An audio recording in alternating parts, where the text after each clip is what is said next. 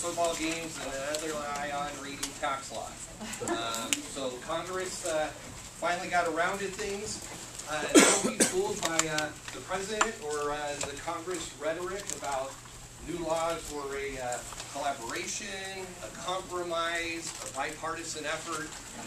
It is clearly stopgap, really just fear of the fiscal cliff and really what the landscape would look like if they just didn't get something done. So, but they did. They got something done. You're also going to see a lot of new tax law probably within the next 60 days. There hasn't been much talk about that. But we have debt ceilings to address. We have budget issues, deficits that Congress needs to remedy immediately. And the president still has quite a bit of a tax agenda that he did not get accomplished the first time. So doom and gloom, but there's probably more to come out there. Today, there's no way we can cover everything in the new tax laws, but we will focus on stuff that kind of relates to the real estate realm, real estate world, and I'm going to do an scenario repeat here real quick. We're going to talk about some highlights. We're going to get into what is commonly referred to as kind of the Medicare surtax and some of the myths that relate to that. We'll talk about cancellation of debt issues, and then I get asked a lot from professionals, especially in the real estate community, about the values of incorporating. A lot of people are incorporated out there. Nobody, even those that are incorporated, really don't know why they did it. They just seem like the thing to do. So, highlights.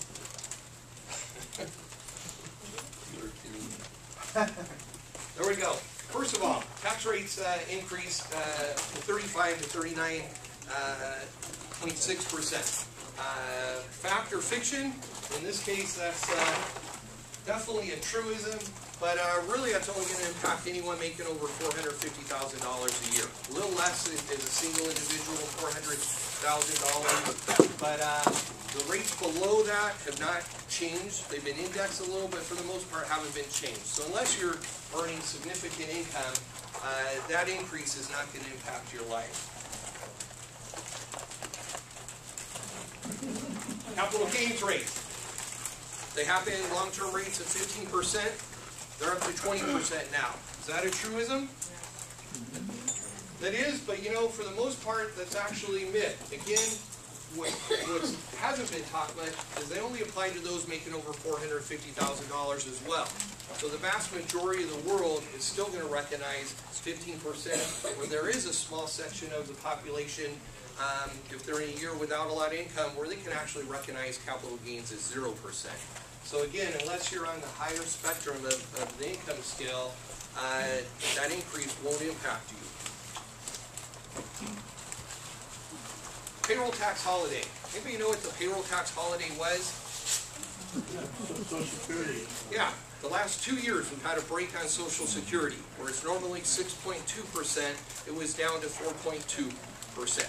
And that goes all the way up to almost $110,000. This year Social Security caps out at about $113,000. So 2% break for someone making $100 grand, yeah, that's a couple $1,000s in your pocket. That's gone.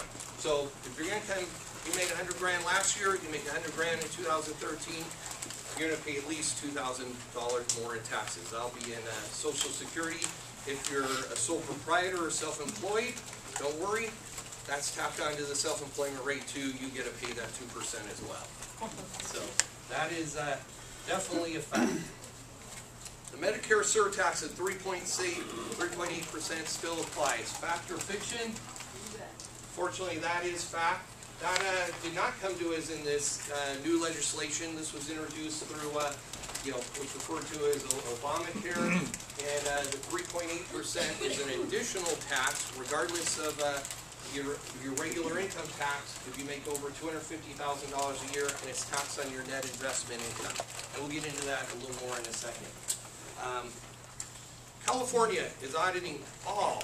Usually, you go back to school days, you heard all on a test question, to check the false box. But there's rumor out there that California is going to audit all 1031 exchanges. True? Fiction? That unfortunately is a fact. California has committed that they will start auditing all 1031 exchanges that they see.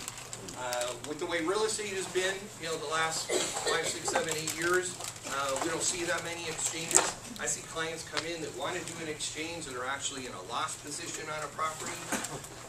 1031 exchange, you can defer gain. If you do an exchange and you're in a loss position, you're deferring your loss as well. So that's generally something you don't want to do. IRS, there's been comment that the IRS is going to audit all mortgage interest deductions. True or false? That one is a myth. They are not auditing all, but they score tax returns, and I guarantee you, you will at least get a nasty gram, maybe a desk audit, if you have a mortgage deduction over $60,000. Mortgage interest deductions cap on a maximum of $1.1 million of debt. In this environment we're in today with interest rates at 2, 3, 4%. 4% on $1.1 million is a little over $40,000. The government's well aware of that. So if you're taking tax deductions in excess of 60 grand, they're going to be, talking to you, no doubt. I have a client who just caught up on his mortgage. I'm not sure it was the smartest financial call. He just threw almost $300,000 at his lender to get caught up on his mortgage. And his loan is about $1 million. And I've already guaranteed him we're going to get audited, but it's real. We paid it, so we're going to take the deduction, but he's going to get a lot of attention. As additional tax as part of the Obamacare, the healthcare bill, there's a 0.9% Medicare tax, and that should say repealed, but anyways, there's a lot of myth that that went away through the new tax laws. And unfortunately, that is a myth. That is still in there, but again, only if your income's over $250,000. You're going to find as you go through the tax laws, well, hopefully you don't have to go through the tax laws. Find a good CPA who will do that for you. But there's two thresholds that are prevalent, $250,000 and $450,000. If you're over those amounts, depending on application of law, you're going to be hit by a lot of the new taxes. If you're not, you're okay. This is, for the most part, somebody else's problem. One of the good things the tax laws did is, I don't know if you've heard, but there's a lot of reference to the Bush era tax reductions, tax deductions. And for the last 4 to 6 years, every year Congress has to re-review those laws, re-decide what we're going to extend. Most of them expired a long time ago, and we extend every year. The majority of those have actually been set permanent now in stone, so Congress can actually address tax laws much easier as we move forward. The Medicare surtax, the extra 3.8%. If your income exceeds, again, $250,000, this should actually say MFJ, married, filing joint, $200,000 if you're single. What falls under the guise of this extra surtax is investment activity, interest, dividends, royalties, annuities, and rental income fall within that. What doesn't fall within that is if you actually have an S corporation, a partnership, that you're active in that business, it does not qualify as net investment income. There's a lot of mistruths out there about that. One urban myth that's been on the internet for probably the better part of almost 6 months to a year is that if I sell my principal residence, I'm going to have to pay tax on that. And I'm going to pay the extra 3.8%. That is only true if it exceeds what we call the Code Section 121 exclusions. And in simple terms, 121 is the law that allows us to exclude $500,000 of gain on the sale of a primary residence. Married couple, $250,000 if I'm single. Is everybody familiar with those laws? Or? Yeah. So in simple terms, if you've owned and occupied your principal residence for 2 out of the last 5 years, you can sell it, a married couple, and pocket up to $500,000 of gain tax-free. So when we apply the surtax to that, it would only start on the profit of $500,000 and $1. So, and if you made over $500,000 on your house, you're probably not going to get a lot of people, crying for you, shedding tears over having to pay your tax. At least the government's counting on that being the response. Another point where I get a lot of questions, confusion, is in the realm of proceeds versus actual gain. And I encounter a lot of clients and a lot of realtors as well that just default to equaling money out of a deal proceeds as gain. If I buy something for 500 grand and put $100,000 down, sell it 6 months later for $500,000, I haven't made a penny. I get my 100 grand back. That's my 100 grand. So proceeds has nothing to do with gain. So just encourage you to slow down sometimes as you're analyzing a transaction and really follow the buck. Just what you put into this, what are you getting out? Often that's the simplest way of just figuring out what is your real underlying gain. If you got any questions today, fire away. I teach a couple college courses. I'm used to people not paying attention. I'm used to questions coming out of left field, so there is no problem. Foreclosures and short sales. In my world, the tax world, a handful of years ago, the law changed that made tax treatment of foreclosures and short sales almost identical. Used to be back in the day that a short sale versus a foreclosure had tremendous tax differences. Short sale generally being very unadvantageous, where a foreclosure was contrary, was actually very favorable, the tax treatment. But for credit and other reasons, obviously not so favorable. So the law has gotten consistent and treats those basically the same. The laws for relating to cancellation of debt have extended, as Marlene and Tina referenced, have extended into 2013. California has not acquiesced yet, although all signs point that they will, but California has not, it's not law yet that they're on board with that. For the federal purposes, you can exclude up to $2 million of debt forgiveness. California is only $800,000. So I meet individuals that have seven-figure forgiveness and end up with a bill to California and struggle with that. But California is definitely not as friendly as the Fed. And the law applies to your principal residence and only to what we call home acquisition indebtedness. Basically, monies that were, loan that was acquired to buy your property, as well as loans that may have been acquired to improve your property. But if you bought your home, skyrocketed in value, you went out and, took a second out, 250 grand and lived high in the hog for a few years, government's not so inclined to let you forgive that debt. They're really looking to forgive only debt associated with acquiring or improving your home. Investment property is where I meet a lot of people who are kind of hung up on cancellation of debt.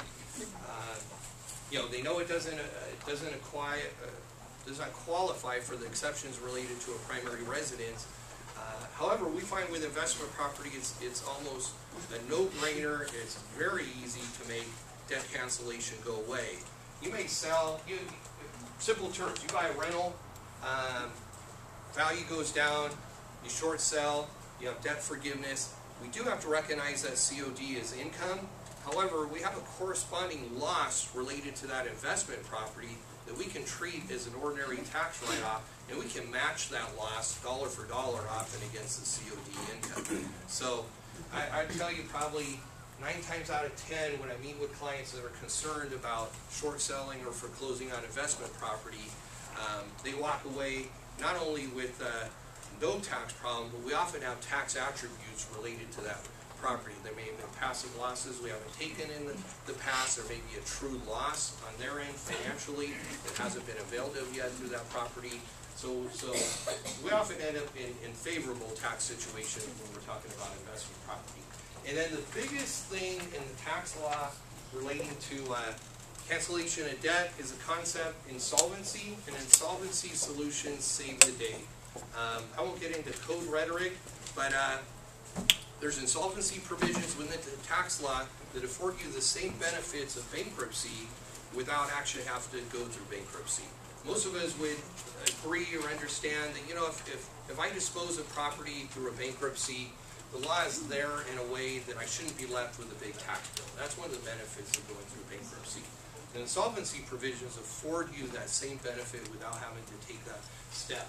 So if I've got property I'm getting rid of, my primary residence, investment property, and I am left with COD income, if I can prove that I'm insolvent, And that includes bringing in the assets that I just got rid of.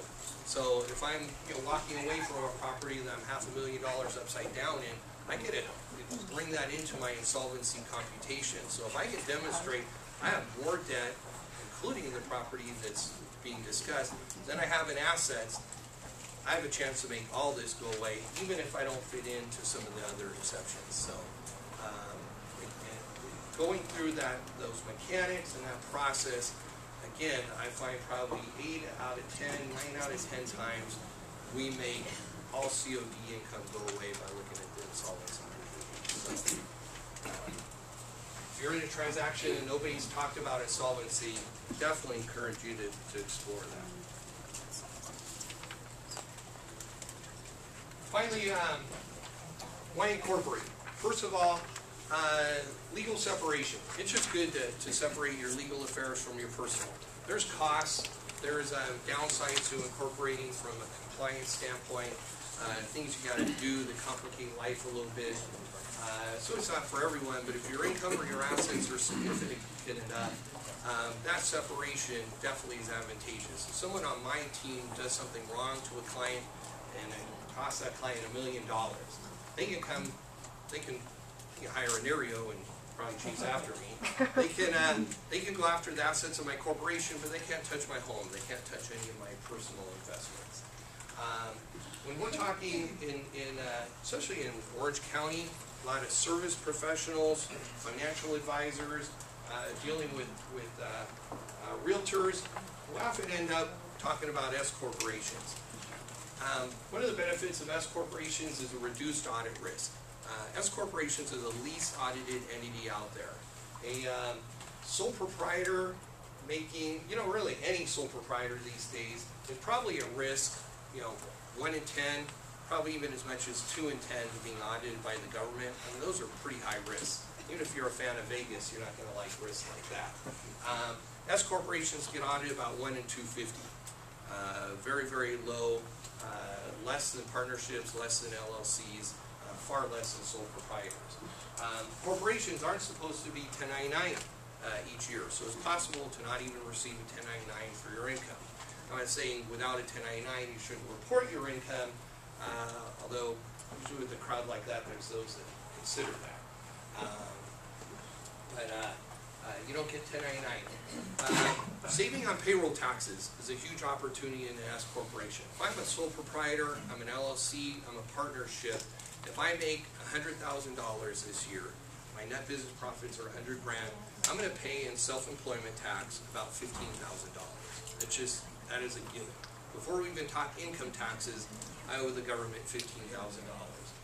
In an S corporation, I don't pay tax on my business profits. I pay tax on my actual wages that I take out of that corporation. So an easy kind of shell game is I'm going to make $100,000. Let's say I put $36,000 on a W-2. My other $64,000 I just take out of profits from the corporation. On that $36,000, that is all I will pay Social Security or self-employment tax on. 15% of that, $5,400, and I just dropped my tax bill from 15 grand to a little over 5, simply by putting my income, routing it through that S corporation vehicle and controlling my W-2 versus an alternative concept. We talked earlier about the net investment income tax and the additional Medicare tax. Again, that doesn't count on profits coming out of an S corporation. Where an LLC, partnership, a sole proprietor, making good earnings are going to be subject to those additional taxes as well. I get asked often, why not an LLC? Why is an S corp better? We've hit on a few of those reasons, but again, beating Social Security, keeping self-employment taxes is a huge one. In California, LLCs have a gross receipts tax. So regardless of your profit, you're going to pay an extra tax just by the mere fact of driving revenue to your corporation. Those tend to be the biggest differences with an LLC. Most of our service companies that incorporate as LLCs is kind of the flavor of the month. End up converting to S Corp because LLCs are great for multi-owner businesses that need a lot of flexibility, a lot of creativity in carving up profit, losses, how we distribute money to each other. It's great for real estate ventures, but those entities that are holding real estate, they're not so good for service companies. That being of a mortgage lender or a realtor. And that's it for me, but I got a few more minutes if you got some quick questions. What about versus the C Corp? S Corp versus C Corp? You know what? For a service